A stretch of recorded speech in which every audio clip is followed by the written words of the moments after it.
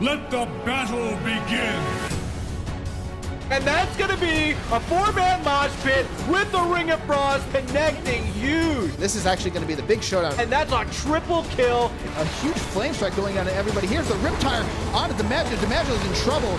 We might have a comeback for the ages. It's very close. This boss is not even dead, but 65% of the core here. This could be game. Ladies and gentlemen, welcome to Thursday night and welcome to the Thursday night showdown. We're your hosts tonight. Joined to me over here on this side, I guess this side, we got Ghost Dunk. What's up, man? Hey, not much. I hope our viewers brought their 3D glasses. They can see me reaching inside of the rooms. I just noticed your Brightwing shirt. It's a little green, so it gets chromed a bit. That's awesome.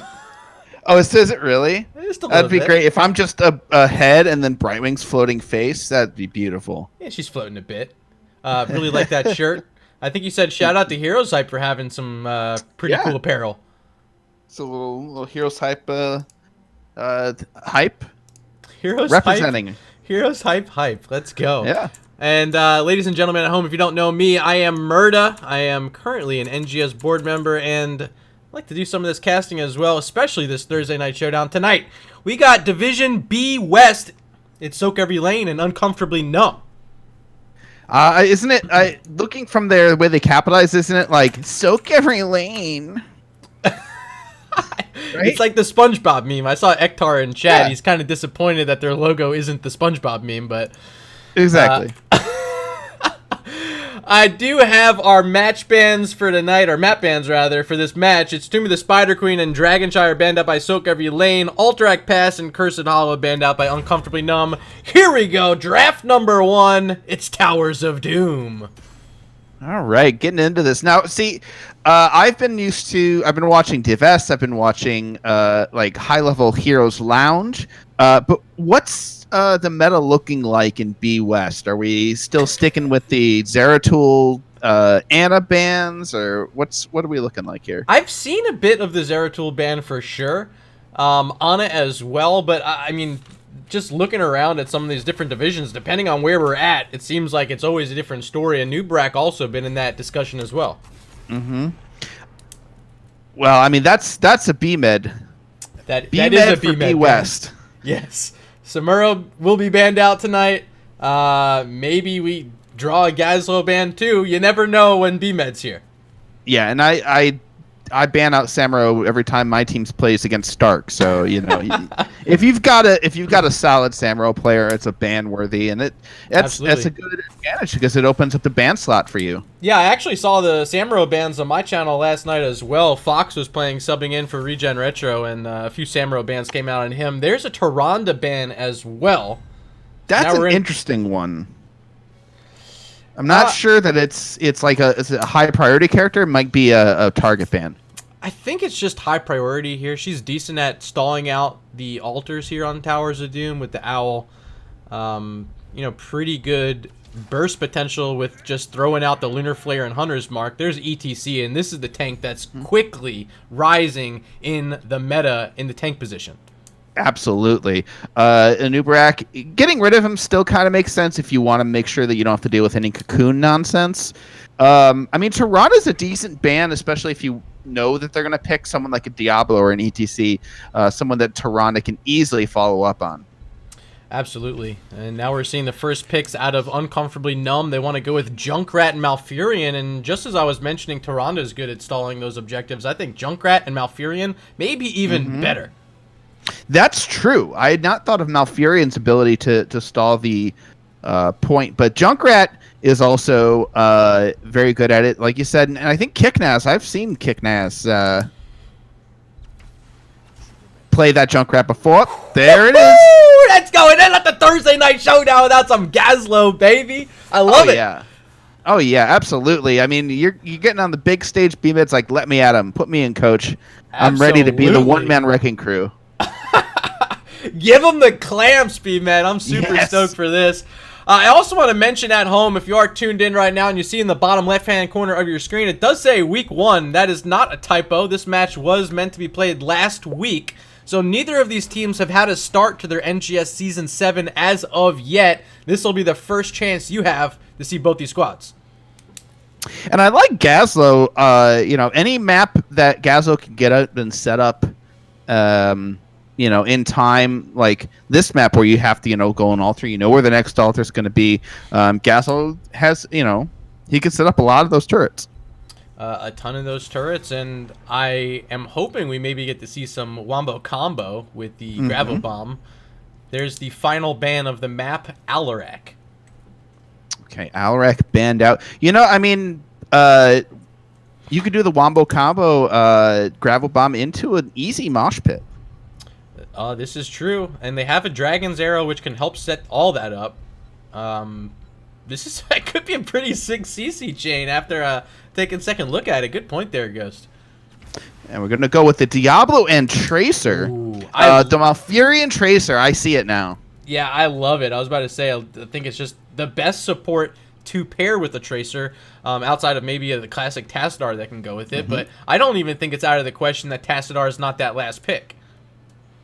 Yeah, I mean, you could go all in on the Tracer. You have the Junkrat for your wave clear and your sustain damage until you can kill somebody. We'll go for a Thrall Brightwing. That's quite a lot of melee on their team. I like the Brightwing. You're wearing the shirt, so you can flex that. And they're gonna get a Polymorph, which is one of the best tools at shutting down Tracer. It's a point-and-click ability. She can't use Recall, and if you can't use Recall as a Tracer, you're gonna get destroyed quickly. Yeah, Thrall Earthquake pairs nicely with everybody else's damage. You keep everybody in the area with the turrets. It stops you from getting at the turrets to kill them. And we got a Blaze coming out. So it's not the Tassadar, so they're not going all in on the Tracer, and they got the Blaze is going to help wave clear. Probably, I'm not sure how Gazlo fares in terms of double soak. I'm pretty sure Blaze out clears Gaz. Yeah, that's interesting. I think it's just going to end up being how much damage does Blaze take from those turrets. If he's able to avoid them, okay. But if BMed does it properly and puts those turrets outside of where his oil's being thrown on the minion wave, he's going to have to spend a lot of extra mana worrying about those turrets.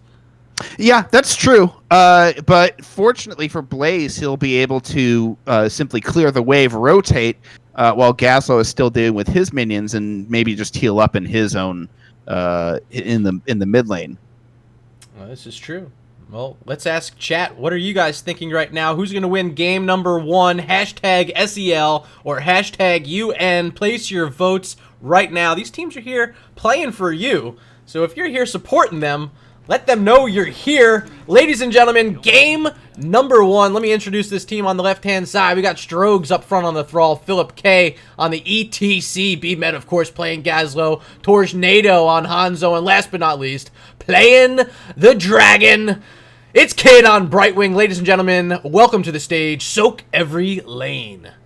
And on the right side, in the red, on the side of the Gravekeeper, it's Uncomfortably Numb with Famous playing the Diablo, Pilot of Earth on the Malfurion, THC Spectre on Blaze, Kick Naz on Junkrat, and Mr. Monkey Man on Miss Tracer Woman.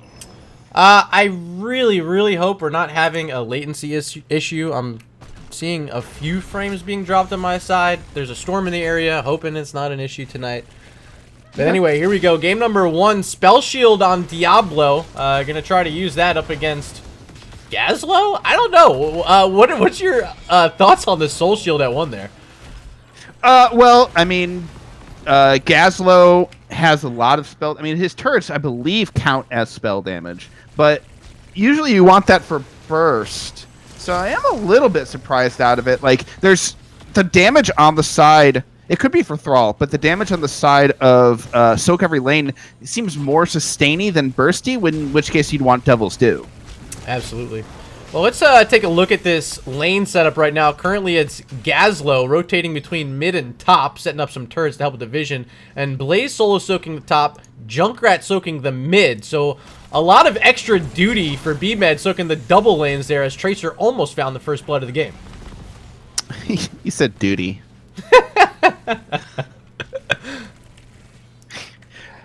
Sorry. Gazlo got a surprisingly late start. They really committed to that 5-man fight. Now both teams grabbing their own camps. Going to be pushing. sOaK Every Lane will get theirs first, but it's going to be basically a battle over bottom lane. Both teams seem to know the standard meta for this map. See Diablo trying to mess with ETC, going to flip onto Hanzo. Hanzo not quite in danger yet. That agility, camp will belong. His agility, it's just so natural. Yeah, it makes it look effortless. It's like it's almost as easy as hitting a button. Oh, that's a great route there by Malfurion. Gonna lock in ETC for a moment. philipK taking a chunk of damage, but here comes that hyper shift from Brightwing, gonna help support ETC back on up. And now it's Diablo under pressure, and he will be the first blood of the game in favor of sOaK Every Lane. Yeah, only 16 souls at that point. He's going to be pretty susceptible to that poke damage. And the poke that's coming out from sOaK Every Lane is very powerful. Checking in down at our chat, looking at your votes that you cast. 5 votes in favor of sOaK Every Lane. Actually 4, sorry. I think one of you voted twice there. And 1 vote for Uncomfortably Numb. So a few more fans right here, right now at least, for sOaK Every Lane. We'll see if maybe some more supporters are showing up as we see our first altar phase in 10 seconds.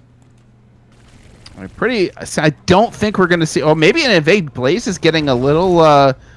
he's just checking to see if anybody is there, and he's actually going to back up and get the top right. There's a big fight, 3-on-3. Here comes Junkrat. Will beat Thrall to the punch here. That's going to give him the slight advantage in pushing everyone off, but Thrall will be right behind everybody. Yeah, Junkrat, of course, now with that quest at level 4, he's starting to stack up and will get stronger throughout the game. This early, usually not too much damage coming out from Junkrat, but it will get going sooner than later. ETC with the pulse bomb on him. Gets a little bit of armor from himself, still trying to scoot out, but will fall. First kill of the game there for Uncomfortably Numb as Kid's next to go. Yeah, gets a heal off before she dies. Brightwing goes down. Thrall goes down as well, and I think that's the problem with having the Brightwing. You can polymorph the Tracer, but how are you going to handle the damage incoming between Pulse Bomb and the Junkrat tire? It's true. I mean, they can get a bit more spell armor later on. I want to say thank you for the bits, Slexia. Thanks for showing up here tonight.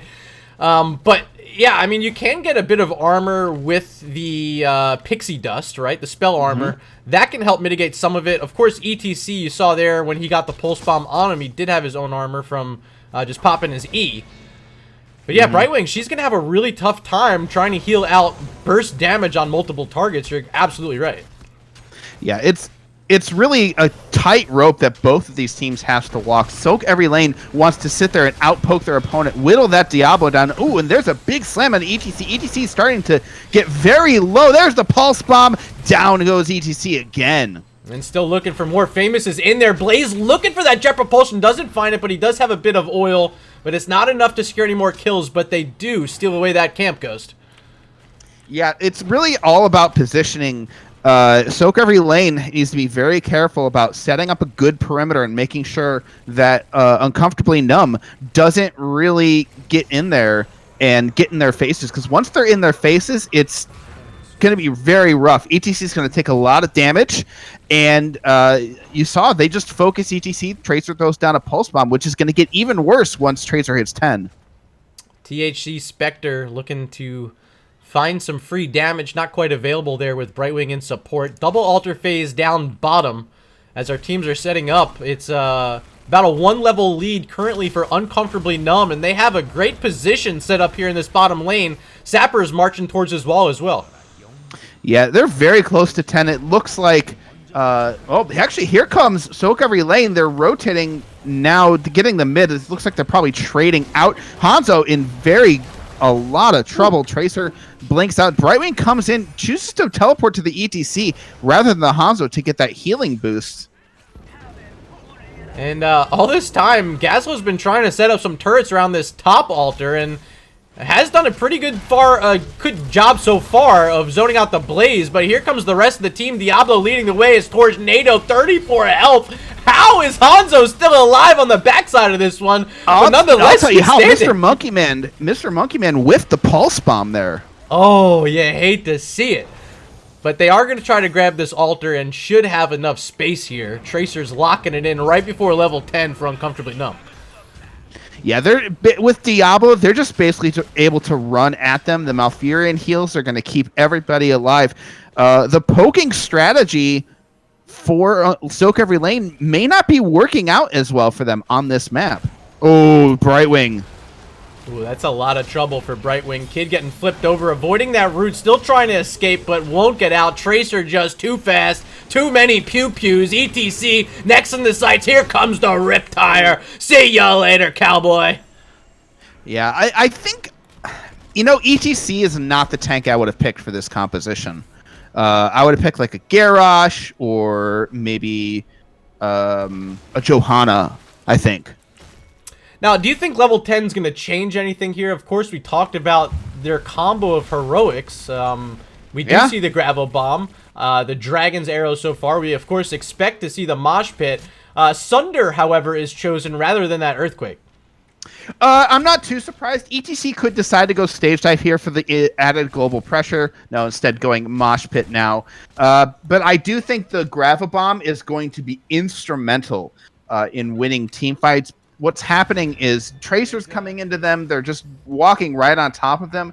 If they get everybody, if Uncomfortably Numb gets all up in their grill, they need to cast Gravel Bomb and maybe get the Wombo in at that point. Philip K is trying to find something before this altar phase starts. It's going to be top left and top right altars on this phase. Usually it's we call it a gentleman's agreement and exchange these altars, but right now, being down these 12 shots, sOaK every lane's playing aggressive, and I love to see it. Yeah, Brightwing's able to grab it. Oh, it's a Mosh Pit into the Gravel Bomb. It's going to be a lot of damage in the backline. Down goes Malfurion. Down goes Junkrat. Diablo throws out the APOC. Gets a stun in, but it's still 3 versus 5. Mr. Monkey is trying to get out. Blaze goes down 3 for nothing in favor of sOaK every lane, and there it is. Huge pog there on that Mosh Pit. Philip K, I mentioned, was playing aggressive, looking for that fight. They found exactly what they wanted. Maybe the Gravel Bomb a moment early, but, I mean, I guess you got to rip it just in case that Mosh Pit got interrupted. What a play there by sOaK every lane. Level 10s so far making the difference for them. Yeah, that's a big amount of stun. In between the pull and the extra stun from the Gravel Bombs, if you get hit by a Gravel Bomb, that is danger. Now, someone pointed out, yeah, it's not the Earthquake to combine with Gravel Bomb, make that Gravel Bomb easier to hit. Maybe Thrall is thinking you need some peel with the... but it's Thrall going in on the Diablo. The invade there not working out as they planned.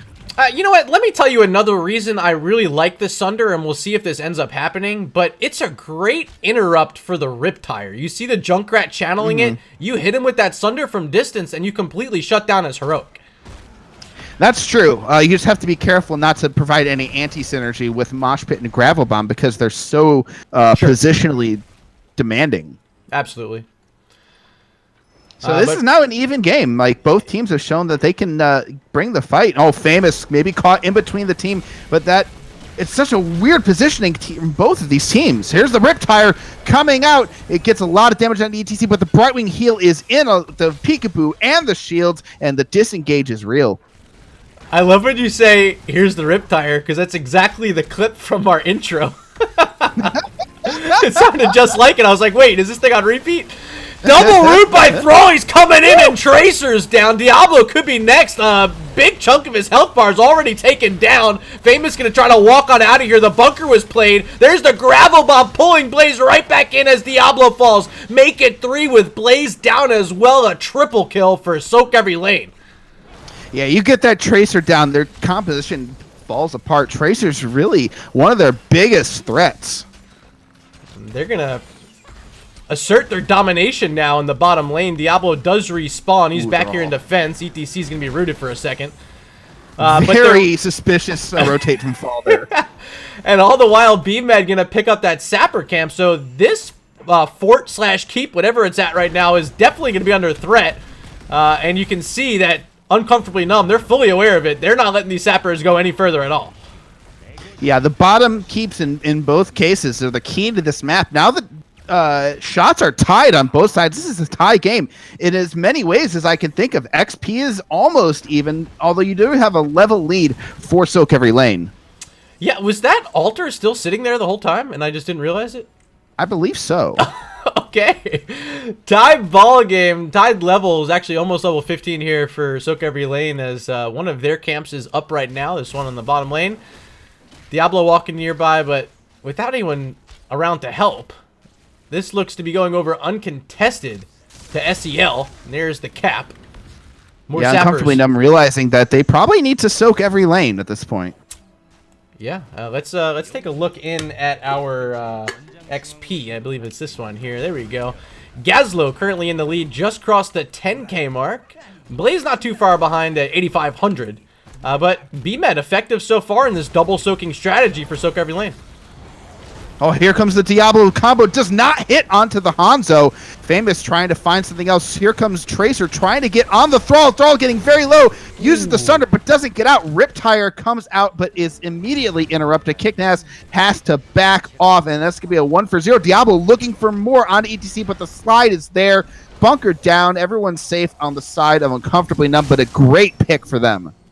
Yeah, I saw Thrall falling, and at the same time, Brightwing trying to get that hyper shift in, didn't make it. It was so close, though, and maybe would have kept Thrall alive. Of course, we also see the Blink heal, which was chosen by Brightwing, which can help support up in situations like that. A good burst heal that she gets. Here we go, triple altar phase, Blaze channeling on the right. Yeah, very lucky for sOaK Lane that they only lost one. They can trade out here, only be down 4 shots, and get to 16 at the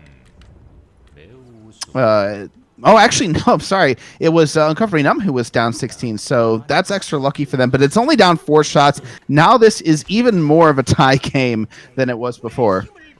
Both teams now sitting at level 16 as well, where it's going to start to get a bit more interesting for Hanzo. He went and picked up piercing arrows, and on a map like this, can be destructive. Such tight quarters, when those things start bouncing around, they're bound to hit more than one hero every time he throws it out. So here we go, another fight breaking loose here. Yeah, there's an immediate disengage from sOaK Lane. You're trying to get Gazlo to double soak top and mid to see if you can get closer to 20. You need something that's going to break this game apart, and sOaK Lane playing the long game here. Thrall, though, in trouble from the Diablo, but uses Wind Fury to run away. I'm, honestly surprised that Uncomfortably Numb is giving up that much space to Gazlo, where he is soaking both the mid and the top uncontested. You see Junkrat, he went into Ripper Air at 13, trying to get a little use out of it, but his team calling him back here to the bottom lane. They're really starting to put their eggs in this basket of getting this keep down. Yeah, Diablo can just shadow charge in at any time he wants without any immediate recourse from sOaK Lane. It's a really tough position, but there's a mosh pit going in. Diablo immediately silenced. The gravel bomb goes on, hits the Blaze, which immediately bunkers Diablo, though, getting chunked down. But ETC even more so. Pulse Bomb doesn't kill him. Will the gravel bomb get there in time? It doesn't. The Brightwing spell shield is too much, and no kills for the side of Uncomfortably Numb. They've used everything. Yeah, this double area support starting to work out with ETC and Brightwing both trying to group up and get supporting for their team. There's going to be a little root onto Blaze as that bunker is down. Maybe looking good here for sOaK Lane if they can get a little bit of free damage with that power slide. Missing on Tracer, going to fall anyway. Blaze low, pops Pyromania, but he's polymorphed and exploded. A double kill for sOaK Lane with that altar active. They channel it, and we're back at a tie ball game here, Ghosty. Oh, absolutely. I think Uncomfortably Numb not realizing that one of the weaknesses of their composition is sustain. They're going to get out-sustained by sOaK Lane as long as sOaK Lane stays healthy. If everything is down and everyone's health bars are up, sOaK Lane usually is going to win the competition at this point. And now the heroics are coming back, but without their heroics, they just aren't as dangerous. Yeah, the most important heroic, quite possibly, is this mosh pit, still on a 33-second cooldown. They did try using that gravel bomb in the last fight, didn't work. Tried using the mosh pit, got interrupted almost immediately by the T-Dream. But they won it without that. They did a great job of getting out of the fight and finding their way back in, and that's really a sign of a team in form. Well done by sOaK LANE as they're still trying to defend this bottom keep that they've stolen away from Uncomfortably Numb. Yeah, this is their house. They live here now, basically. Oh, here comes Blaze, though, into the Diablo. APOC, they're taking the fort shots. Here comes the Riptire. Brightwing goes down. They're trying to get away. The minions are on the fort, so that's no longer safe for them. They're trying to get the Tracer kill in the bottom, but the Blaze Jet Propulsion hits 3. Down goes Hanzo. All right. Down goes ETC. What a play by Blaze. THC Spectre comes around on the flank in perfect sync with Famous playing Diablo. The APOC was there, and that was the disruption they needed coming out of the flank that kind of sparked them back into this game. Now just one level behind. They're going to get double altars here, although they're down one of their structures. That's going to be 6 shots sent over to sOaK LANE, putting Uncomfortably Numb up by 6 points. Yeah, so, I mean, at this point, sOaK LANE didn't really have an exit strategy. Blaze is just too thick. He walks right into tower range, takes all the tower soak, knows he has bunker available, and, you know, just they can fight underneath there. When you capture that bottom fort on Towers of Doom, ooh, a little bit of lucky break there for the sappers. But when you capture that bottom fort in Tower of Doom, you're relying on those tower shots to protect you. But if the other team can simply dive it, it doesn't offer anything. Oh, but Blaze missing the jet propulsion gets a little bit of punishment. Blaze, once again, too thick. I'm wondering if Blaze is just feeling really good right now. He's just like, all right, I got you last time. Let me do it again. Yeah, ETC, maybe trying to find something. Oh, they found everybody him. is up top, but all 5 members are here. The APOC comes out, forces them to disengage. Tracer still in the top lane. A bit of a panic APOC, but it actually worked in that case. But long cooldown now for Diablo. Level 20s here, both teams putting those up on the screen right now. We got double bolts, baby. Let's go. Yeah, they're trying to get this bottom fort back, setting up the turret, but it's going to be 2 top turrets instead, and both teams giving up bot. Double altar phase. About 15 seconds till that starts. sOaK LANE has a sapper camp here in the bottom. Hanzo, of course, with the Pierce. Gonna help destroy this pretty quickly. They should be able to make their way up here in time. Although it's just 5 seconds, and you see the positioning here by Diablo and Blaze. Trying to play this aggressive. ETC, the only one here. Yeah, I'm amazed that Hanzo did not go play the game. You could have done Brightwing Hanzo, grab the Ultra, and then the immediately global win. But here comes the big dragon, though. ETC face mounts around it. There's a gravel bomb, though. The stun doesn't hit Malfurion, but Malfurion goes down. That way, Blaze is now in trouble, trying to just provide a front wall for his team to escape. And what a big fight for sOaK LANE. Oh, Tracer rooted and polymorphed. Or excuse me, that's Junkrat? That's not even Tracer, Yep. I'm sorry. But it's another kill, and that means a lot more space on the boss. Bottom lane, Tracer's trying to clear up the sappers, but can't. They all connect. And Mr. Monkey Man's still a little low on HP. Just going to try to clear that up as this boss going to be taken no problem by sOaK LANE.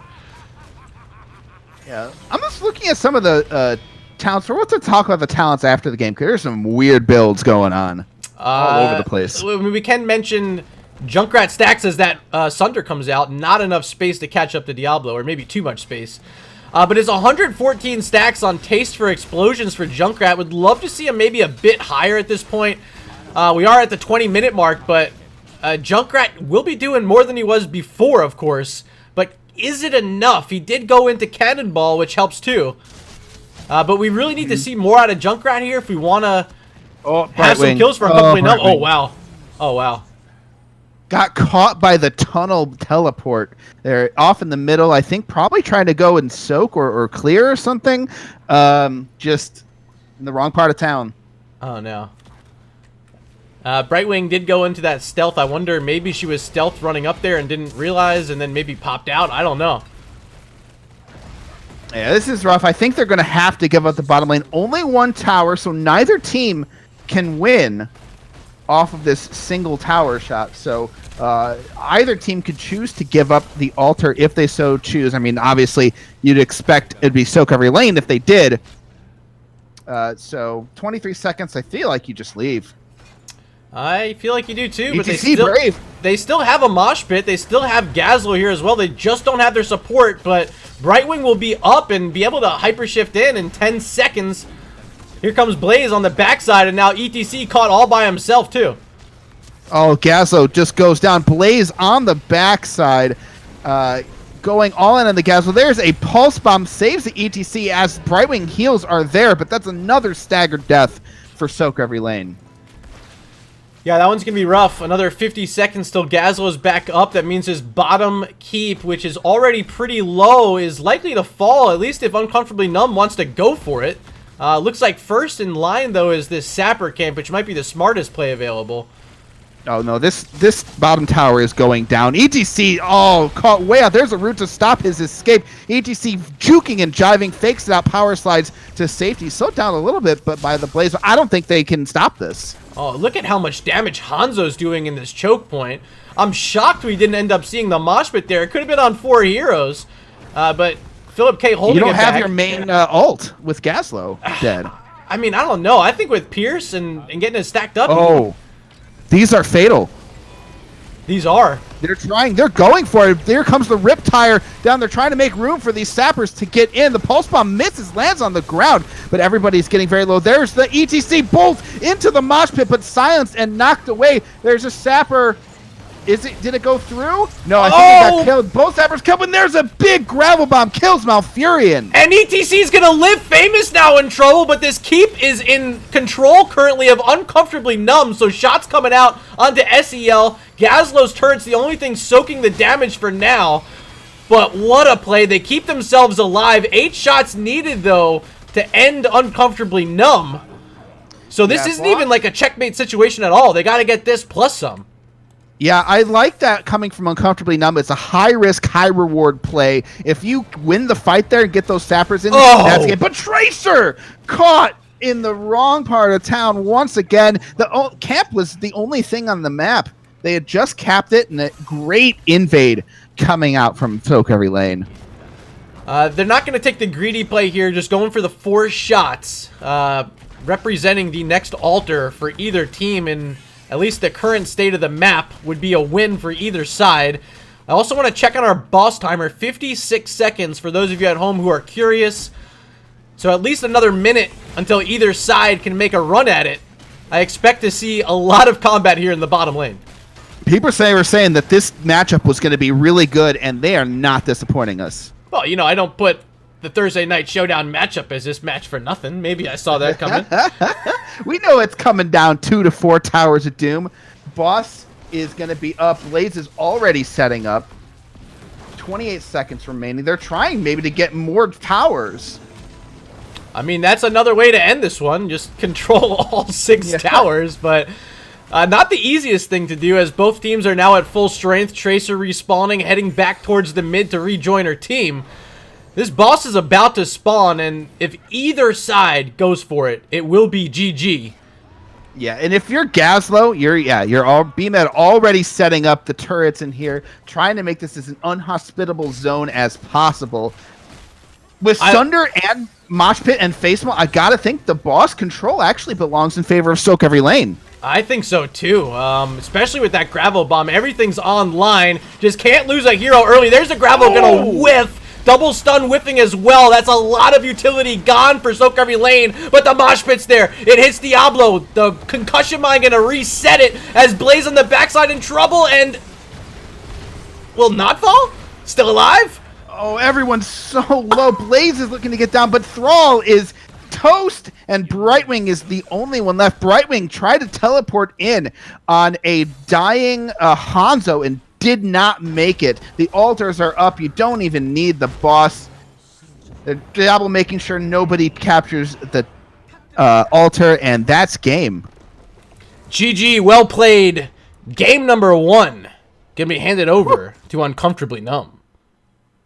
I'm tired already. Boy. That felt like Game 7 of the HGC Finals or something.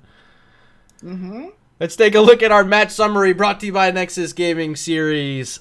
What a bloodbath, too. 17 kills for the winning team, 19 for the losing team. A very close Towers of Doom.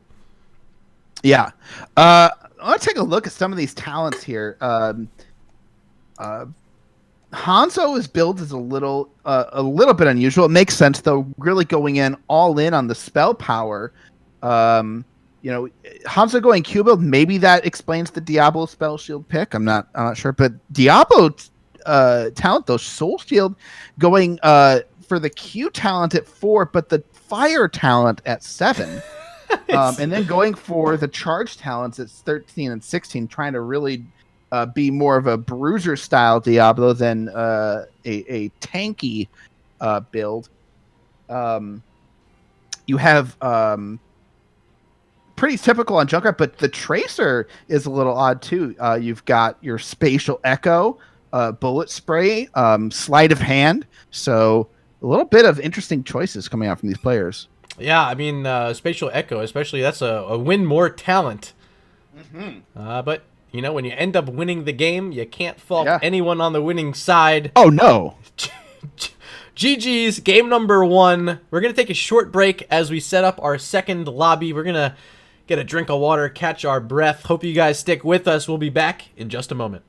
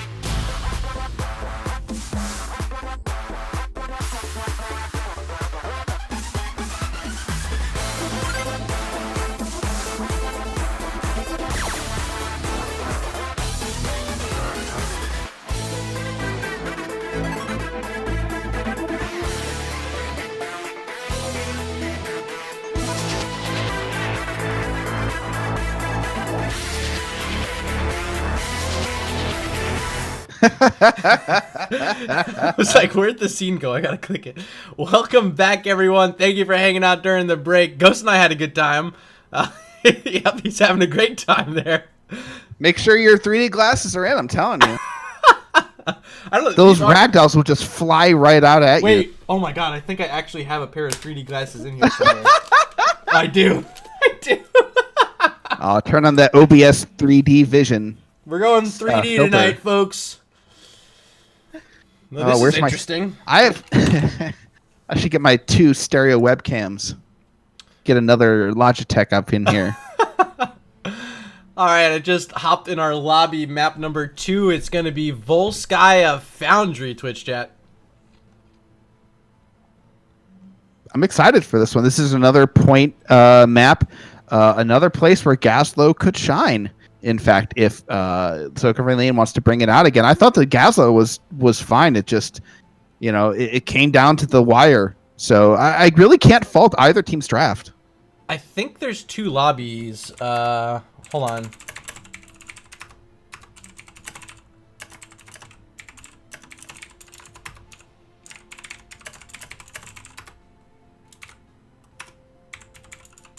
Yeah. There we go. They're coming. They're on their way. Beautiful. Sweet. Yeah. All right. Maybe, Volskaya is another great place for the Gravocado. Gravocado is fun.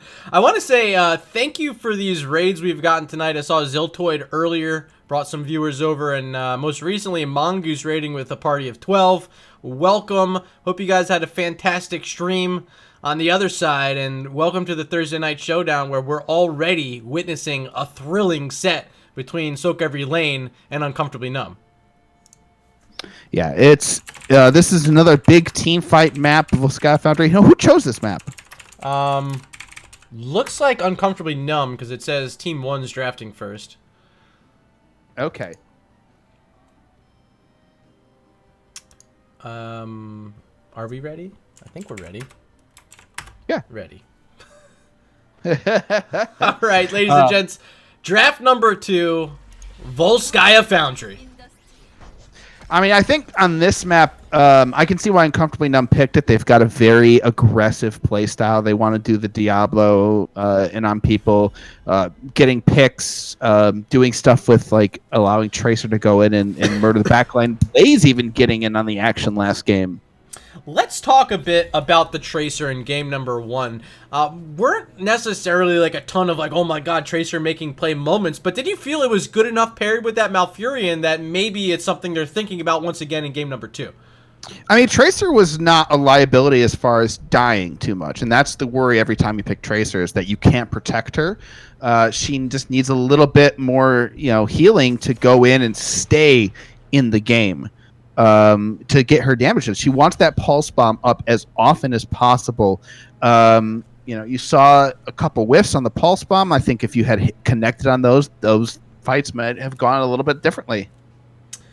Something that's not going differently this ban phase here. Anubarak and Samuro, the same bans we saw in game number 1. Will this be Ana for sOaK LaNe?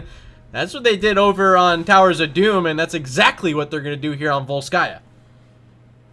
A little bit surprising. I think they must want something different for their first pick. Maybe the ETC once again.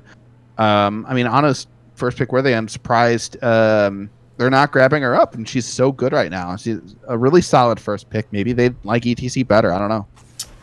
Tyrande also banned out, so that is an exact replica of game number 1, Ghost. And I really feel okay with it. Both sides played a hell of a game. It honestly could have went over to either team winning that. Oh yeah, like I said, like I can't fault either team's draft. I think that both teams knew what they were doing, knew what they needed to do to execute, and it just came down to specific play. There's the Joe. Okay. Yeah, I'm gonna switch it up. I like this on Volskaya. Sturdy, can hold on to those items without having to worry about dropping them. A bit safer maybe than the ETC because you got that Iron Skin to help you get away from the grasp of something like a Diablo we saw in game number 1.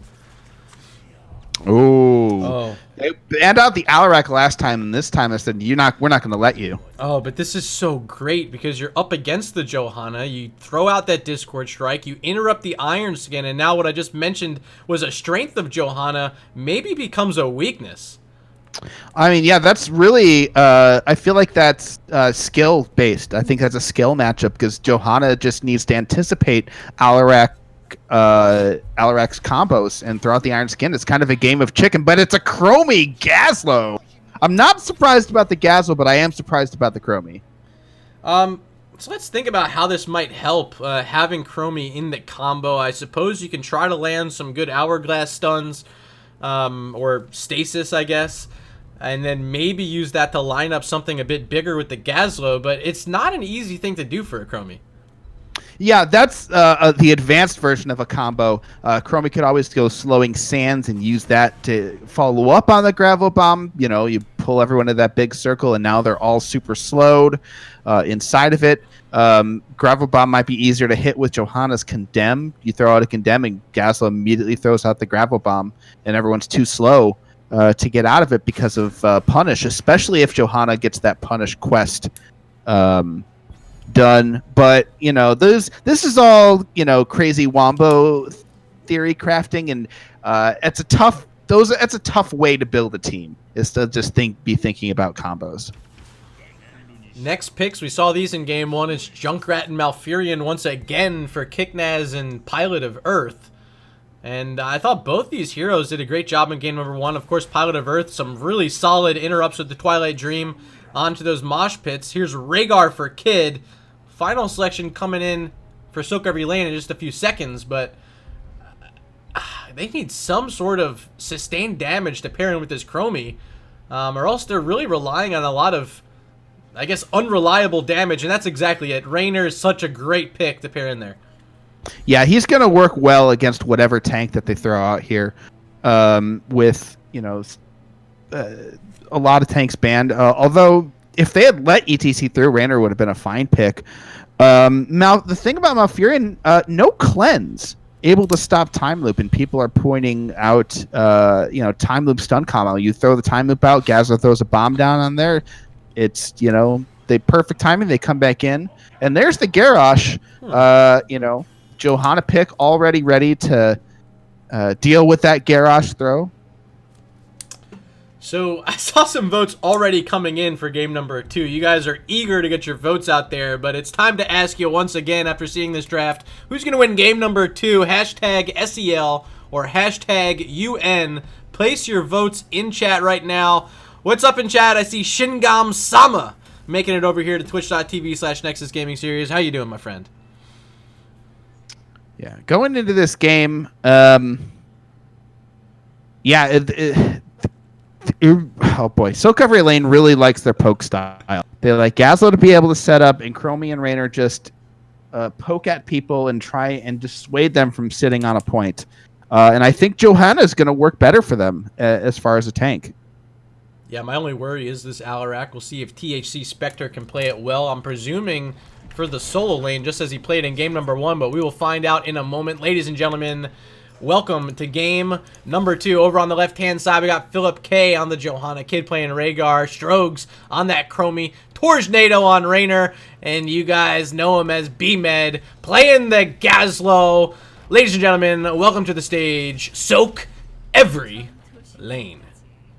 And on the right, in the red, we've got Uncomfortably Numb with Famous on the Garrosh, Pilot of Earth on the Malfurion once again, THC Spectre on the Alarak, Kicknaz on the Junkrat, and Mr. Monkey Man on Mr. Hanzo Man. Let's check in on... Oh, that's not the right button. Don't worry, I'll fix that. Let's check in on our level 1 talents. Did I get this and right? B-Med throwing in a extra 2 letters there in the intro that I did not even think about. Wait, which 2 letters? PW. Good luck, play well, have fun. Oh my gosh. I didn't even see that. I like extra letters. Throw in all the letters if you can. We can make a full sentence out of it.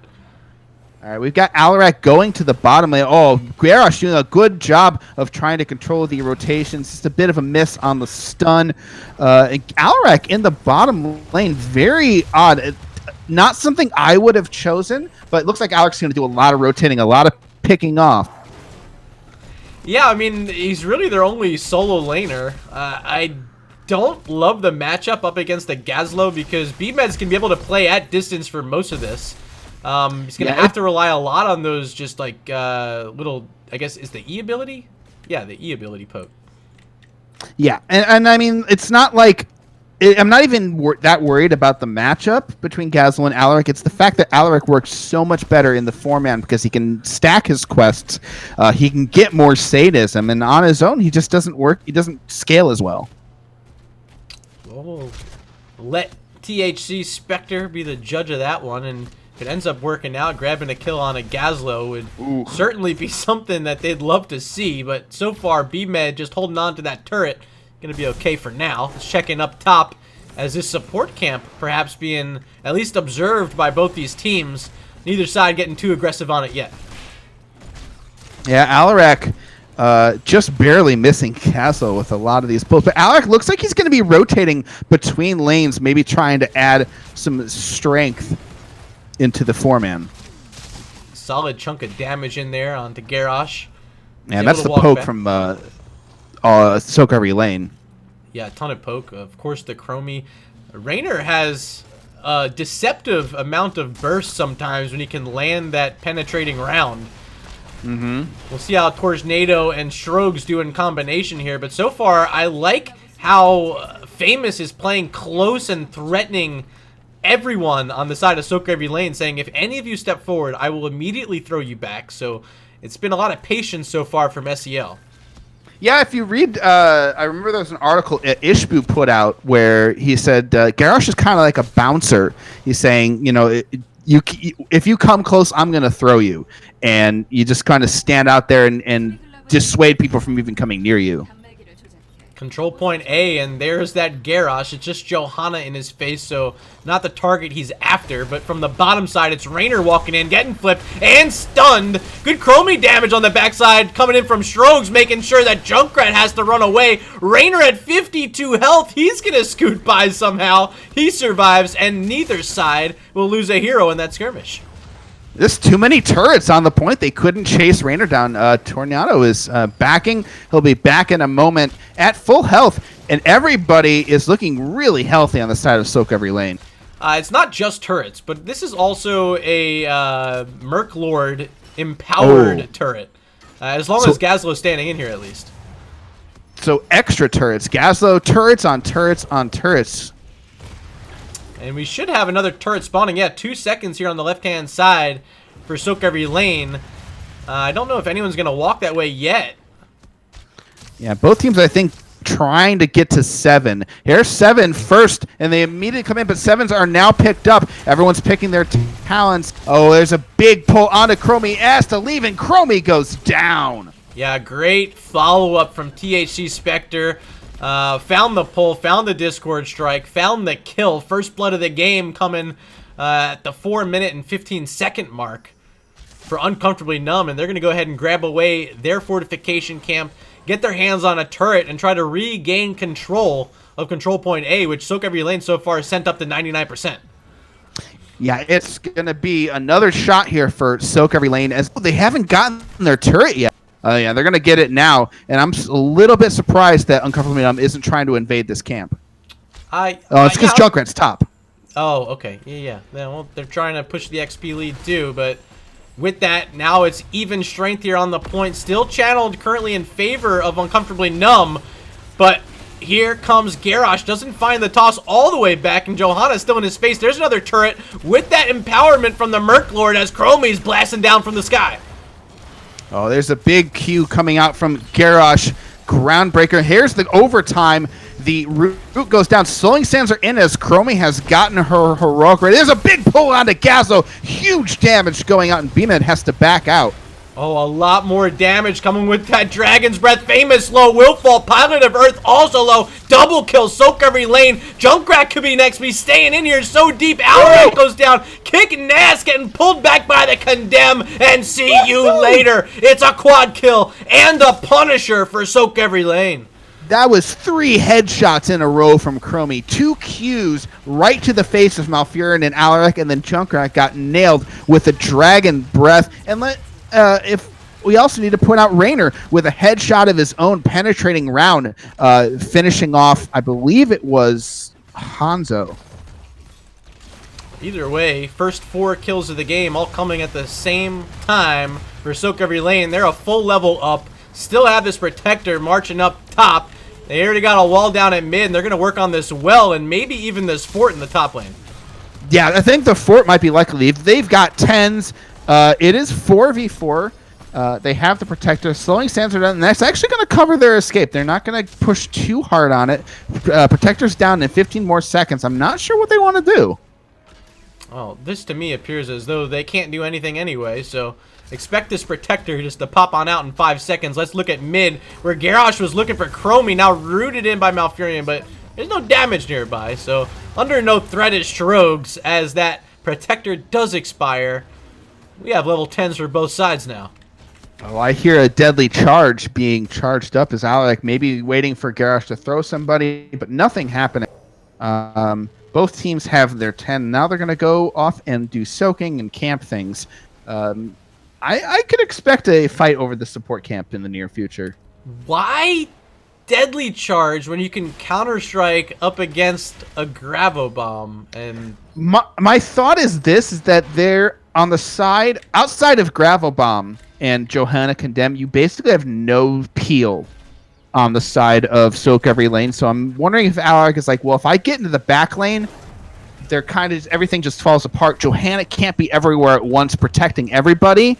So that could be the thought process behind it. Oh, there's Johanna, uses the Iron Skin, will walk away. Chromie now throwing out some damage, but the roots are great from Malfurion. Great taunt as well from Garrosh. Chromie barely... Oh, wait, that was Rhaegar. It wasn't even Chromie. Ends up trading off for 1 kill, but 2 for 1 in favor of Uncomfortably Numb. That's some really rough positioning there. The Discord strike didn't even land, but the Garrosh taunt was in, and they were able to get the damage as they were caught unawares in the wrong part of town. I don't know why. I could have sworn that was Chromie there. Apologies to Shrogs. As we see, this is another big Discord strike onto Chromie, making her leave. She's not going to be able to get any return damage. Chaos Rain sitting at 60 stacks there. Of course, once Alarak able to hit 3 heroes, that'll completely be completed. But hasn't quite been able to land the perfect one yet. Target practice at level 1, currently at 3 of 5. Hanzo with a little bit of work yet to do. And Chromie, one of the most important quests in this matchup. 29 stacks on, once again, the first time. Yeah, 13 advantage is in for sOaK every lane. And they may be trying to just get their rotation back.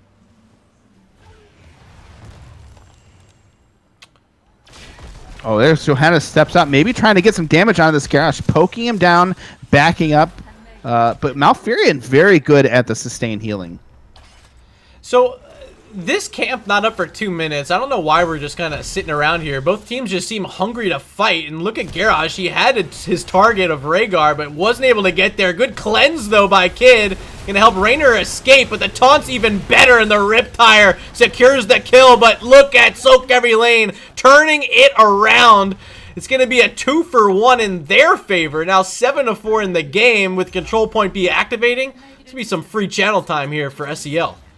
Yeah, Rhaegar just kind of to step out of position to get the cleanse onto Raynor. So saving Raynor's life and sacrificing his own. But in everybody coming in to try and get in on the taunt, Chromie got free damage on everybody standing around there, and that led to 2 kills. The Junkrat Riptire was just not enough to get as many kills as they needed. So are we upset that we don't see the temporal loop here? No.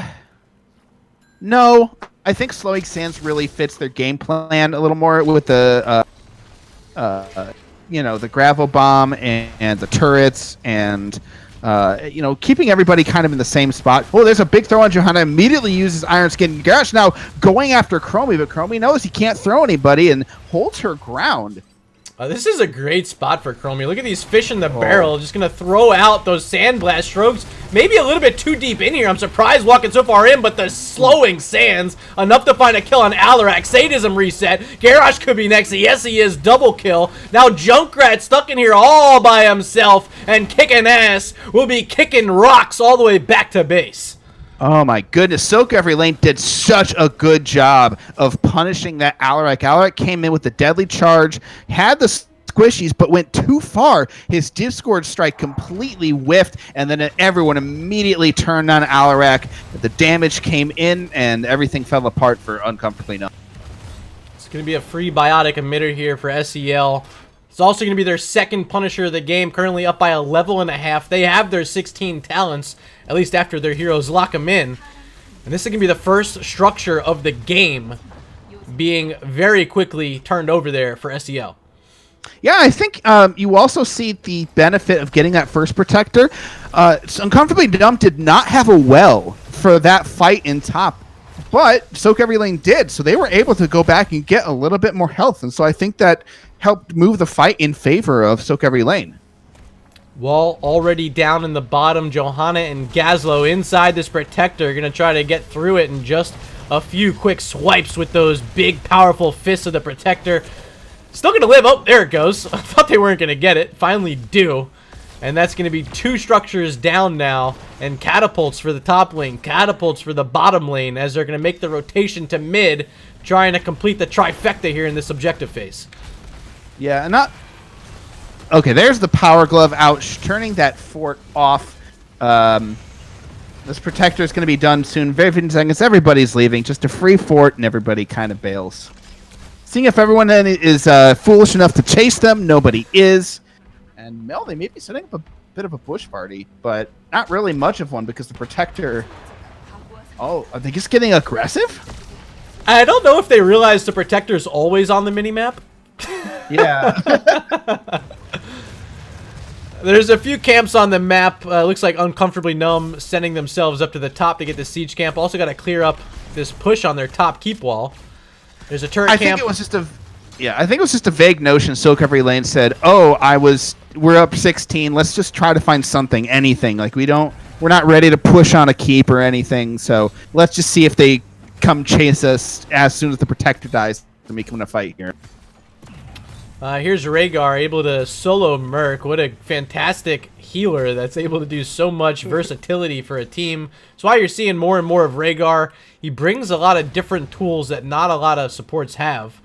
And most notably, the cleanse, which seems as though Blizzard trying to take away from so many heroes. Rhaegar still holding on to his. Yeah, everyone's got their own special little, magical version of cleanse. Malfurion has his, but it can only happen after the fact. And Rhaegar finally, though, still has their cleanse. And I think I am a little bit surprised that without a cleanse you didn't see the time loop, but I do like slowing sands. Philip K getting back in that spot. We saw the protector, but that's a great sonic arrow and good intuition there by Mr. Monkey Man. Now kind of body blocking in Johanna there was Alarak. Big taunt by Garrosh, but he's right in the middle of a bunch of damage, including that slowing sands. Gravel Bomb not going to hit anything. Ancestral late. Ancestral late's a 1v1. Rhaegar was so late to that fight, they could have had probably a team wipe. They were actually doing really well 4v5, but instead it's a 1 versus 1 and up 2 levels. That's not what you want to see because of the catch-up experience. Well, it ends up being a 1-for-1 tank for tank. Neither side probably wanting to go for this, but SEL says, hey, let's take a risk. They want this biotic emitter before this next objective phase, and they had enough space to do so. There they go, picking up the green boy. Yeah, that's the benefit that map position gets you. In New Heroes of the Storm, forts are not worth a whole lot, but here we see when they can be worth something, when the lanes are pushed out enough that you have enough vision to realize that the enemy team is not contesting a camp like that. So down a significant amount of XP right now is Uncomfortably Numb. They're trying to soak up a bit at mid. A little bit of a minion wave in the bot lane as well, but if they want to fight, they got to take it now before those level 20s are here for SEL. And this is control point chaos. Anything can happen down here. Yeah, C stands for clown on Volskaya Industry, or Foundry, excuse me. BMed setting up the turrets as Gazlo's want to. The deadly charge. TSC Spectre getting ready for when his team comes in. Empowered turret thrown down by Gazlo, standing in with that Merc Lord. Garrosh checking an early on the front turret. line. Yeah, a bit early, and honestly, Junkrat's just going to poke it down. It's not going to get any value if they don't let it get any value. Hanzo's also here poking with that Pierce. Yeah, good flashlight to let everybody know where the team is hiding out. Oh, but Garrosh coming in, trying to make something happen. The taunt comes out, only lands the one. Here comes the deadly charge onto Tornado. Raynor escapes, and Hanzo goes down inside the Chromie circle. Alarak is next. The shield is out as the 20s hit. Kicknaz goes down. That was really suspect timing. Were they 20 before that, or did the kill get them to 20? I think the kill must have gotten them to 20. Even, like, you look at the talents, not everyone even had a talent pick, so what does it matter? Yeah. But, wow, I mean, they needed the fight. The Riptire didn't get the kills, and that's really what they needed to secure it. It was a good taunt, but just quick damage came out from Chromie, and it made Garrosh be under so much pressure. Now it's a 20-second power play with 3 heroes down for Uncomfortably Numb. Protector on the field. All they got to do is get through this keep, and then they can start whacking on this core. Yeah, they're going to whack it very good as the Protector now getting the shields gone. The shields are almost gone. You have to think that this is game. Protector sitting with 50% health, still a minute on the timer, and this HP on the core is all but done. Game number 2. Hand it over to sOaK every lane. We're going to be headed to the rubber match. What an exhausting match. Both teams coming out and giving a good fight. Very strong showing in game number 2 from sOaK every lane. Really powerful. And I want to say, I think that there was one piece on the side of Uncomfortably Numb that wasn't working in their composition, and that was the Alarak. It wasn't what you needed. I mean, it was working really well early game, but as soon as you got to late game, Alarak went the deadly charge, and with that tool, he was hoping to get in the backline. You saw it there in that last fight. He went and got in the Raynor. All Raynor did was throw on his heel, walk away, and Alarak wasn't able to stay on him and get the kill. Well, let's take a quick look at our talent screen before we head into our second break of the night. 14-6. sOaK every lane will be sending us to a game number 3. Stay tuned. We're going to go for a short break. Enjoy our commercial for the NGS Patreon. If you don't support NGS, now is a better time than ever. Head on over to patreon.com/Heroes Nexus Gaming Series. Check out what we have to offer. Plenty of packages of all sorts of swag and loot. Sign up. I know there's a bunch of people I work with that would love some support. Thanks for being here tonight, though. We'll see you in just a moment for game number 3.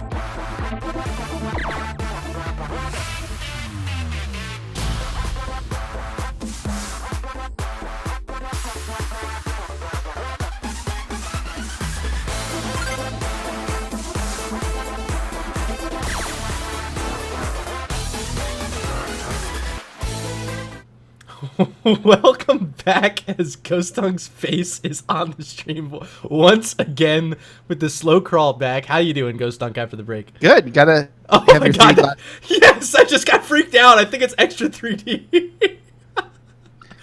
Oh my god. What is up, NGS? I want to quickly thank some of you followers tonight. We had Oof Lord earlier, followed up by Eminem Hitman, WS0904, Seabass2129, Lunator Sita, and then most recently we had Chen Shirecat. Thank you so much for being here tonight. A pleasure to be hosting this one for you. It's been an outstanding battle between sOaK LaNe and Uncomfortably Numb. Yeah, both these teams are evenly matched as any NGS teams I've seen. I don't know if they're scrim partners or if this is just, I mean, I know both these teams have been in NGS for forever. Absolutely. They have been in this league, I guess, forever. They've played on multiple teams, some of these players. There's a few new faces in this mix. But mostly just a bunch of veterans duking it out in week number 1. Mm-hmm.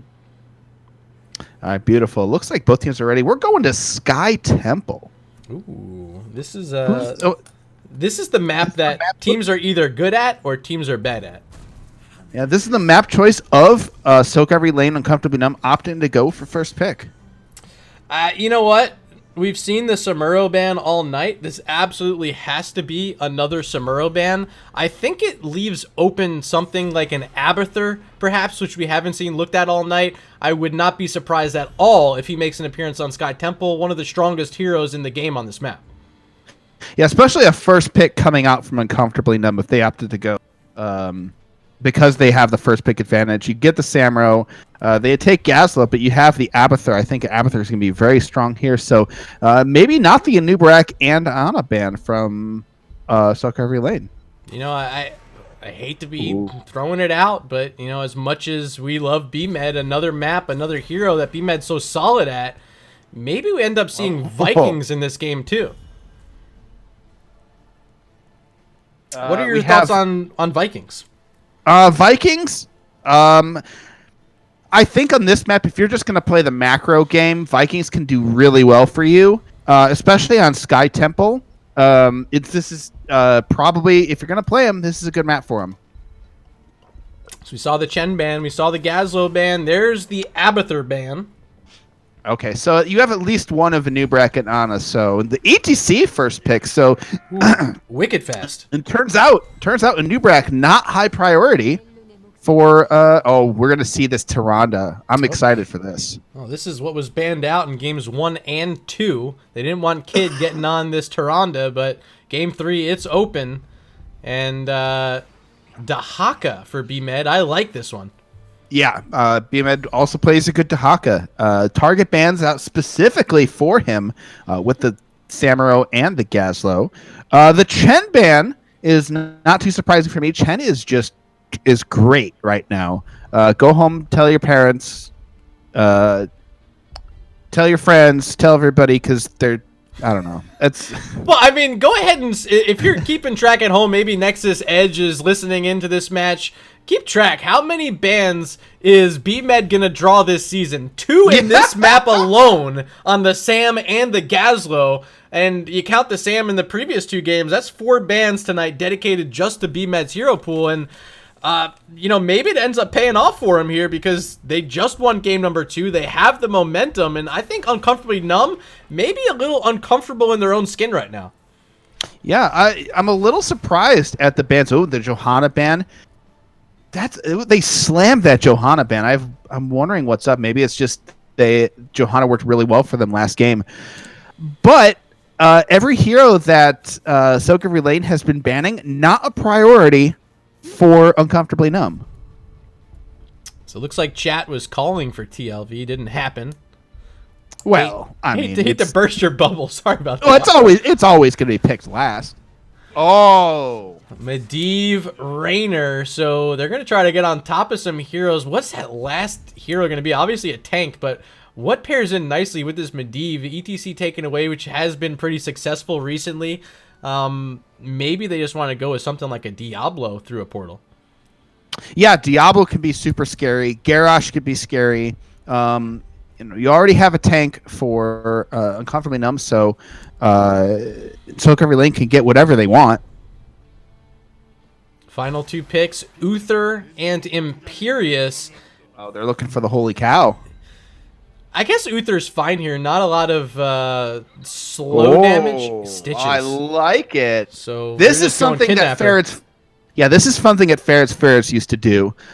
Kidnap comp, actually, like, it can reliably get you a pick pretty often. Even just Gorge can get you a pick pretty often. But it's not just the Kidnap comp. You go through a portal, and... with the hook and with a Rainer follow-up and a Toronto follow-up, you can blow people up. The only thing that's missing here is the damage. Like, there's enough... Trust me, there's enough damage to get people to kill people. And with an Uther, there's so much spread and sustained damage. Uther might have a tough time with it. But, when you hook somebody, you want them to die. And if Toronto and Dahaka don't chain their CC properly, that target may not die. Well, for the last time, I got to ask you guys in chat, throw your votes out. Hashtag SEL or hashtag UN. It's your last opportunity of the evening to make some noise for these teams you're here supporting. Let's head on into game number 3. And I'll introduce the team on the left-hand side. We got sOaK playing the Stitches. B-Med on Dahaka. Kid playing the Tornado on the Rainer. And up in the sky, it's a bird, it's a plane. No, it's actually Strogs. I'm Medivh. Ladies and gentlemen, sOaK Every Lane. Yeah, sOaK rocking the crab mount there. Anyways, on the right, we've got in the red, it's Uncomfortably Numb with Famous on the ETC, kicking ass on the Jaina, Mr. Monkey Man on the Hanzo, Pilot of Earth playing the Uther, and THC Spectre playing the Imperious. We got a little copy pasta going on in chat. Copy pasta's going on.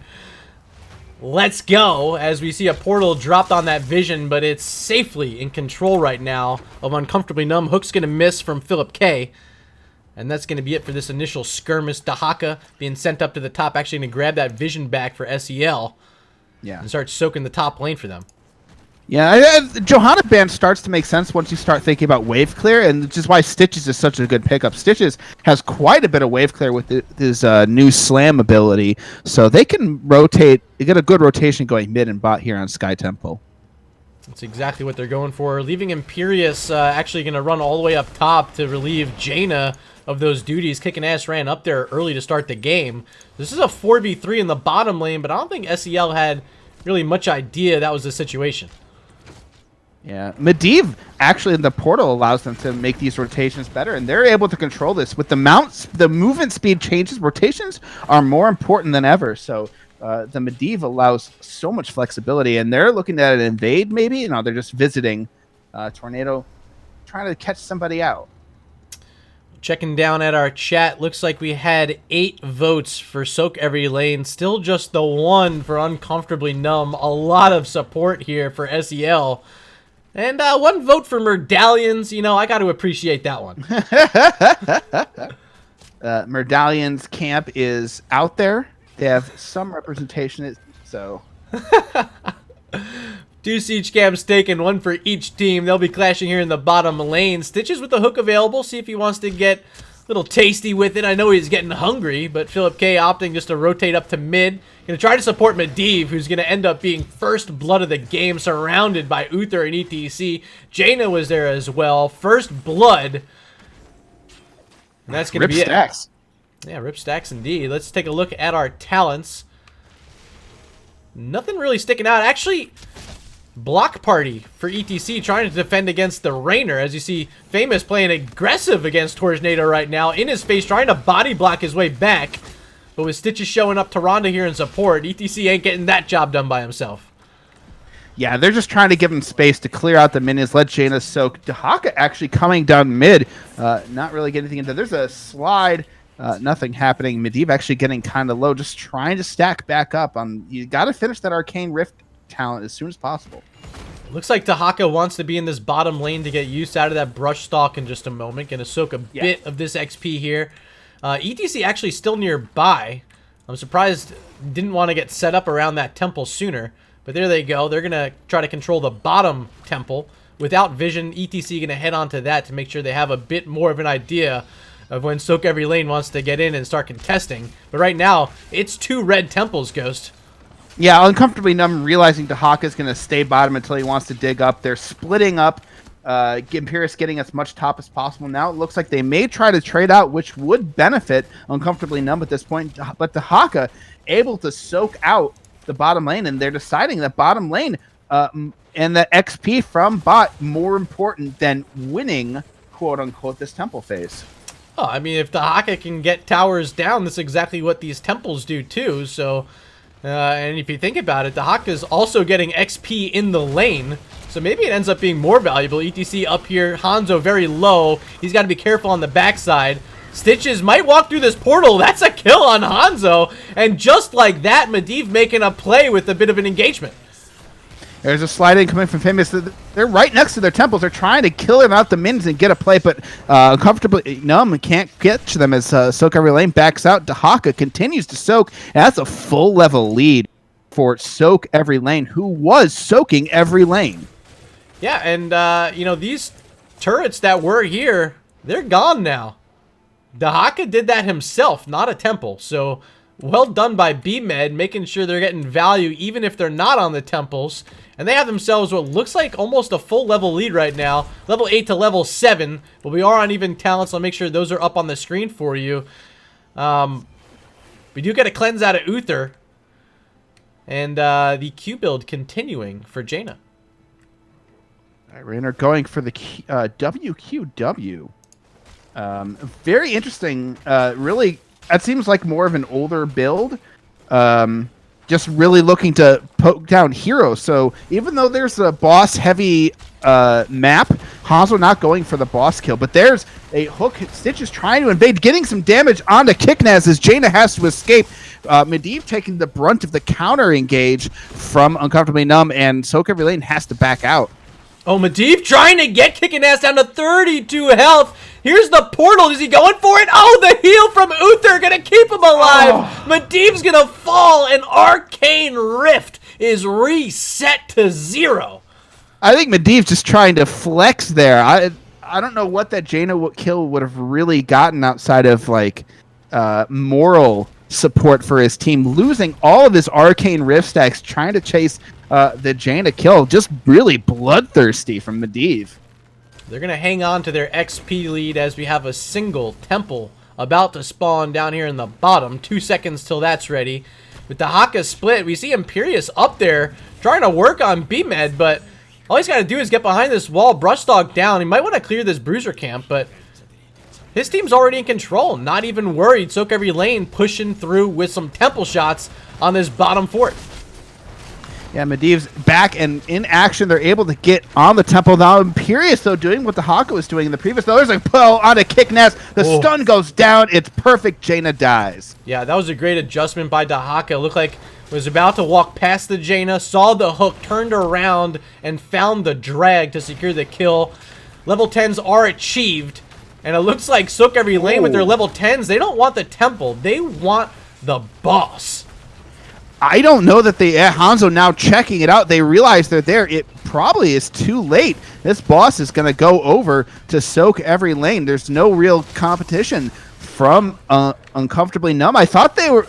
I bet they assumed they were rotating to Imperius. But let's talk about it, because the first objective... Oh, ETC in trouble. We gotta look at this first. Famous now trying to scoot away. He's got the stage dive! Oh, but it's interrupted! Twice. They actually used that leyline seal as well from Medivh. They get the kill, and they're going to end up securing this fort as well. But just like in the first objective phase where Dahaka was split out, during the second objective phase, it was Imperius who was split out. He found value in the top lane with that bruiser camp, ended up getting the top fort of sOaK every lane destroyed. Yeah, in fact, it got so much value, it was worth as much as the temple and a boss. But there's a gorge. Here comes the stage dive onto the back line. The Ring of Frost is down. You've got 2 in it. Toronto goes down. Stitches goes down. Raynor is going to die. Medivh turns into a bird and flies away. What do they call that bridge again, Ghost? I think it's the Bridge of Absolute Safety. Absolute safety for Uncomfortably Numb as they secure their first triple kill of the game. giving them their first XP lead since the very beginning. Yeah, really, the boss there's so weak early game, and now even more value for Uncomfortably Numb from that decision. The boss doesn't get a whole lot done there, doesn't offer a whole lot of protection, and once they're dead, with the Haka off splitting, probably Brushstock still down, they can just turn around and stage dive onto their back line. Leyline just came off of its cooldown for Medivh. We'll see if they're looking for that portal engage. There it is being dropped, but it's just Stitches so far here. Yeah. Has the Famous Gorge. just... Not what they were looking for, though. Yeah. I don't think it would have worked out. Famous just in time realized that things were going to be a problem. Now ETC is a global hero. So Siege Camps, both teams bottom lane. We have a top-bottom altar phase about to spawn. All of our heroes are currently stacked up in the mid with ETC and Dahaka up top. No one looking at that bottom temple for now, and I think maybe more value is in that bottom lane. Looks like sOaK Every Lane is going to make the move there, leaving Dahaka up top here. Also will be Uncomfortably Numb making this rotation. Yeah, stage dive was such a good pick on this map. The biggest threat of Dahaka is immediately turning a 4v4 into a 5, but ETC can simply follow it up. He can use it to get on your backline. Oh, there's a big pull. Here comes ETC with the stage dive in, and see if Dahaka follows suit. They do. Dahaka digging in. The D-Shield has to come out of Uther, but the Dragon Arrow hitting 3 people, and the damage is out. Here comes the Starfall, though, to try and get them away. Tornado's getting so low, but Reyna goes down first. The Medivh protected, by the way. Big shield on the 4 people. There's a double stab from Imperius, but Imperius does not survive the experience. Kicknaz might be next. Jaina getting very low, and everyone getting out-sustained by sOaK Every Lane. I mean, the issue there, Ghost, is just you gotta recognize who your support is. If you're Uncomfortably Numb, it's an Uther. If you don't get your kills at the start of the fight, he's not the healer you want in a situation that goes into a long skirmish like that. So SEL picks up the kills. It's a triple. They're gonna get this bottom temple. Still shots available up top as well. That's about 75% of these shots still remain. It'll be Dahaka versus ETC for these. But what a play and what a momentum swing once again, this one in favor of SEL. Yeah, Medivh is such a big... Oh, there's a big drag on the ETC chunking out Famous. Famous will probably get healed up, no problem. But big... Oh, there's a stun coming out on the Reyna. Tornado back him. ETC trying to find something in the back. There's a meet up, bro. The Dragon Arrow misses everybody. Medivh has the portal out, and sOaK Every Lane says peace. And they got their Stitches here now. They can start looking for something once again. All of our heroics up except for the Dragon's Arrow and Raynor's Raider, which was recently destroyed. 30-second cooldown for that. Leyline seal on 3. Stitches gonna walk in, see if he finds a target to chomp on. Mr. Monkey Man running away. It's actually gonna be Jaina getting gorged, brought to the backside. Everyone's gonna turn on kicking ass, and that's a kill on Jaina. The rest of Uncomfortably Numb, they're ready to turn it around with that stage dive, but ETC burst wide open, gonna trade out with the Raynor. Imperius in deep now, pops the armaments, looking to kill Medivh, but the Force of Will gonna keep him up. Imperius now surrounded, getting the D-Shield. It's Tyrande. Tyranda's gonna fall. Medivh escaping with the team, and it's a 2 for 2 at the end of the day. Both teams really stretching the limits of their tenacity. This is going to give the temple shots over to Uncomfortably Numb, giving them the structure advantage. However, bottom lane is pushing out. It doesn't look like any of their structures are in huge or dire danger right now. Medivh just, flying up, checking everybody out, seeing who's on this temple. Everybody has left. Few camps available. Looks like Hanzo and Uther gonna start working on the Bruiser camp for Uncomfortably Numb. Stitches over there calling in the Raynor to help support on this siege camp. And then the other siege camp on the other side is Jaina working on that. Medivh in the sky has it scouted, but maybe a little bit too long of a run right now for SEL to get there in time. They're not gonna go for it. Yeah, sOaK Every Lane is... I'm not sure what their plan is right now. In the team fights, up to this point, the Medivh shield has been the difference in this game. The Medivh shields have been absolutely on point, and when they have landed well, it's won them the team fight. Yeah, and of course picking up Circle of Protection too, which is helping with these clumps that we're frequently seeing coming out here. That last one I know double shield during the armaments on two very low health heroes, Medivh included, able to help that a little bit. Yeah, and actually, chat's asking, did Imperius not use his swords? I don't think he did. I think he was trying to hold them until the Medivh shield ran out, but his arrows ran out first. True statement. We still don't have Arcane Rift done. 23 stacks after you saw that kill earlier. Really hurt Strogs in the sky. Yeah, Medivh is not going to get the stacks in time for it to really matter in this game, which basically makes Medivh a shield bot at this point. He's going to still get some damage, but it's really all about the portals and the shields now. So he's Medivh kind of 2/3 of a hero. Oh, Hanzo grab! Board.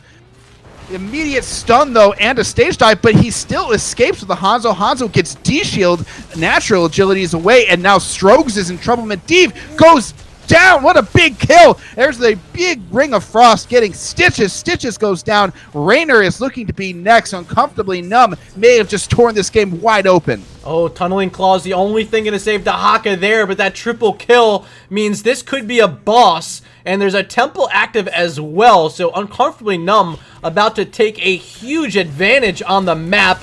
ETC being sent up to the top to the temple. Here comes Tyrande and Dahaka. They're going to try to take care of Famous. This could be a pretty precarious situation for Famous to be in. See if ETC can land a dive drag. down. You've got 2v1. They could win this fight. Like, there's not a lot of damage coming out, but Famous sustaining pretty well, and they decide they don't want to tangle with the rest of the team rotating up, and they have a boss to take care of. Yeah, boss was secured quickly. The rest of the team making the rotation up. There is one bruiser camp available on the map. Tyrande and Dahaka, they want a piece of it. Just sending Medivh down with the Stitches to work on this boss. Not necessarily the best damage you want to help save this keep. But here comes Raynor with his Raider. And that should be enough to handle it before the keep goes down. But Uncomfortably Numb absolutely going to push them off this bruiser camp. And with the top keep down, this is going to push onto the core. Yeah, Bruiser Camp pushing on the core. It's trouble. 17-19.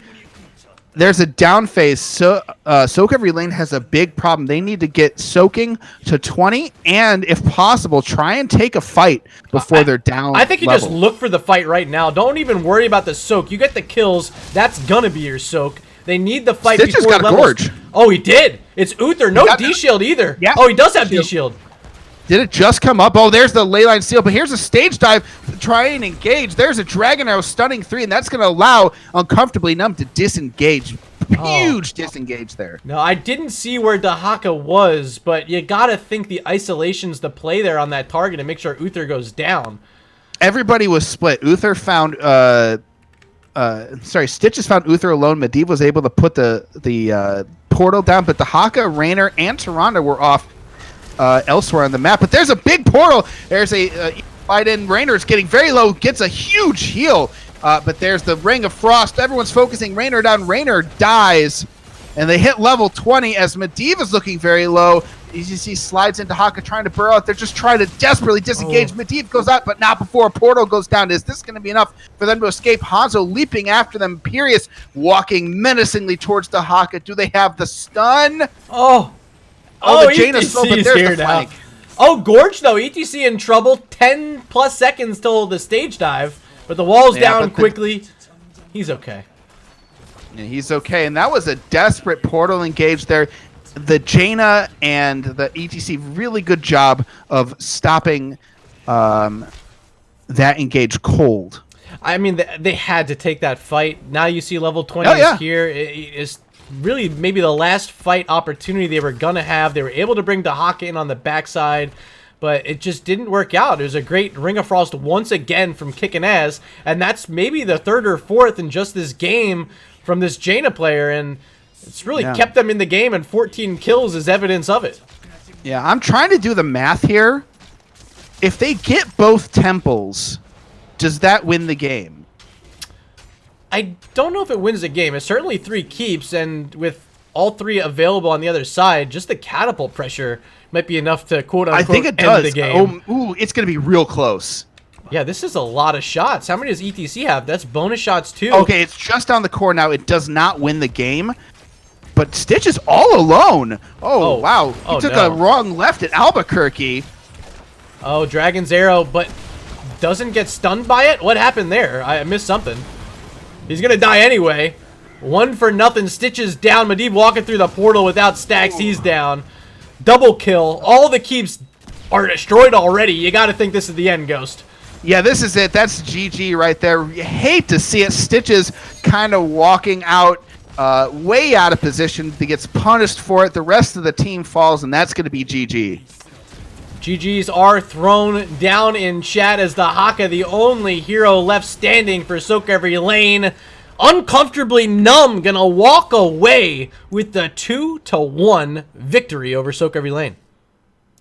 Yeah, really good play coming out of them. They were really dominant. They were able to hold most team fights. It was good back and forth, but once they hit late game, I think the advantage went over to Uncomfortably Numb and their draft. I think especially, too, because Medivh did not complete his quest. I think that was a big, important part of it. Even though Medivh did do lots of damage, I think he could have done even more. Really stressed out the Uther. And I do want to say, I was glad I called that it would not end the game. It did only get the core down to 28%. Oh, so. Good notion, good math. You're always good at math. How do you do it? You got a calculator in there? This helps. The punch and squeezer trigger punch? I don't know how. It just What are those things even called? I mean, this is from Japan. So it's written Moshusho on it for some reason. Moshusho. Word of the day right there. Yeah. Let me see if I can get Famous or someone from Uncomfortably Numb in here for an interview. Oh, that'll be exciting. Yeah, fantastic game from everybody. In really good play. Once the Divine Shield started getting on the right target too, that helped quite a lot. Stage side was absolutely instrumental. Excellent pickup and really well used by Famous. Ooh. Went ahead and switched us lobbies there to try to set up this interview. But, yeah, it was just outstanding play. Even game number 1, right? It was the Diablo. It worked. Game 2 was maybe a bit rougher, but it was just a solid game plan from sOaK Lane. I mean, these teams were so evenly matched all night. And it looks like we do have our guest joining us. Famous, welcome to the Thursday Night Showdown, and congratulations on the 2-1 victory. Thanks so much, guys. Thanks for the cast. Appreciate it. Absolutely. Anytime.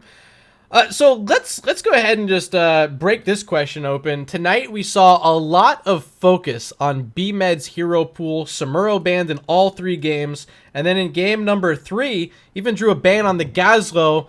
Obviously the game plan target BMed, but I mean, would you give that same advice to other teams maybe playing against SEL later in the season?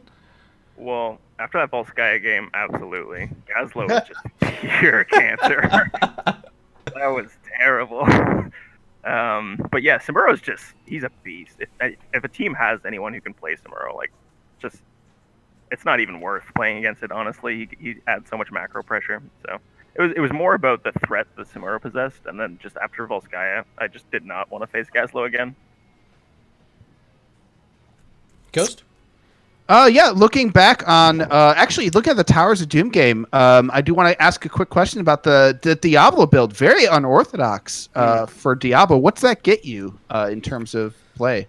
It gives you a lot of burst mitigation. So the spell shield on 1, I really like the soul shield. Mm-hmm. Because you end up having, 75% armor at full souls. Mm-hmm. And then after Shadow Charge, if you're being the aggressor, you get 2 seconds of an extra 50 armor as well. So as long as you're the one pushing the envelope, your Diablo is insanely tanky. And we have a Malfurion for healing, so I didn't really feel the need for the W build to mitigate my own sustain. Okay. Why not go all in on the damage and get attack damage at 7? I could have. It wasn't necessarily about the bursting capabilities of the Diablo. It's more about the burst mitigation, I would say. Okay, gotcha. Yeah. Okay, great. Thank you. I was very curious about that. Game number 2, we moved on over to Volskaya Foundry. This is the map your opponents were able to take off of you guys. What do you think really was the difference? Is it just the Gazlo there, or is it something maybe else in the comp? We kind of alluded to maybe Alarak having a bit of an issue, of course, up against that Gazlo. But did you feel like you brought the correct pieces from your draft, or if not, what might you have subbed in and replaced there? Yeah, God no. Our draft was terrible for that. We could not break through just the setup of turrets, and then the Chromie just battering us at range. Just amplified by Johanna slowing anyone coming through, and then Gazlo to finish us off with the big gravel bomb. I think the Alarak's okay. It's just more trying to find someone out of position, and nobody was really stepping up at all other than Johanna. I think they just played the composition pretty well. Retroactively, I probably wouldn't have taken Garrosh. Probably something more aggressive, like the Diablo again, and just kind of YOLO'd in there, I guess. 'Cause I don't know how to break that line, honestly, unless you LaNe or something. I do have a question. Actually, I want to go back to the Towers of Doom game for a bit. That game went right down to the wire, and the obvious last point was the boss was coming up. Both teams, were in boss lethal range. You guys go in there. What were comms like, and what were you guys looking for to win that last fight? God, I can't even remember it that well, but we were trying to get the positioning so the Junkrat could just lay some damage and then kind of wait for the last minute to go in. And there's lots of terrain for me to get some stuns. Yeah, I don't know. It was pretty calm. It was just this is the play that ends the game. So it was tense, but it was fun. Nice. Our final game ended up being Sky Temple tonight, chosen by sOaK Every Lane. You guys kind of stuck with a couple pieces that you had success with. You went with that Hanzo again. Actually, no, we didn't see the Jaina from you guys. What was the other one we saw? I guess it's just the Hanzo you brought. Did we go Malfurion? I think we went Malfurion. No, we went Uther. Uther in game 3. Yeah, okay, yeah. so it's really just the Hanzo. So I guess my question is not what I was trying to ask, but walk me through your draft strategy, how it played out, and I guess really having to respond to that Tyrande, which you had tried to ban out in games 1 and 2. Did anything you feel present issues there? I was pretty pleased with how the Uther ended up working out outside of one battle in the bottom lane. Right. But it seemed to work. You guys had a game plan. It worked. The stage dive matched the Dahaka well. Walk me through your game plan and kind of how that came to be. Well, from drafting, I think ETC is probably the best tank in the game. I thought that for a long time, and the meta's kind of finally come to terms with that. But then on Sky Temple as well, I think he's even better because you can flex into the stage dive to get the global. So once 10 came around, we were looking a little shaky at the start, but I kind of calmed everyone down and said once we get ults, it's going to be a little bit different. D-Shield will prevent that burst, and then we're going to have a stage dive plus a Dragon Arrow to get on their back line if possible. And then we just kind of focused on controlling the portal as much as possible. So every time a deep would go in, I'd either slide him or bump him away, and then Jaina would just hit a massive ring, and that's kind of how it went. I did notice sOaK Every Lane, they were banning Anubarak and Ana, which seemed to be really popular. So obviously you think UTC is better choice for you guys. Does Uther play better into your guys' play style, or do you think Uther's actually work better with ETC than Ana? I also think Ana's probably the best healer in the game as well. But Uther he's really niche, but what he's good at, he's really good at. Just extra stun for dive, which is particularly helpful against the Medivh. And then D-Shield for the stitches if he gets the pull and the Tyrande stun after is pretty important. And I mean the fights weren't super long, so Uther's long cooldowns and mana problems didn't really come into effect. So I don't know, on a different map might have been a different story, but right. Well, that's it for me. That's it for me. I mean, overall, well played. That was one of the most exciting matches we're probably going to get all season here on a Thursday Night Showdown. A spectacle, and that was only week 1 for both these teams. So I'm very excited to see how you guys play out the rest of the season. But Famous, before we let you go, we want to give you, of course, your opportunity for some shout-outs. The floor is yours. Thank you. So shout out to sOaK Every Lane. That was awesome. A lot of fun.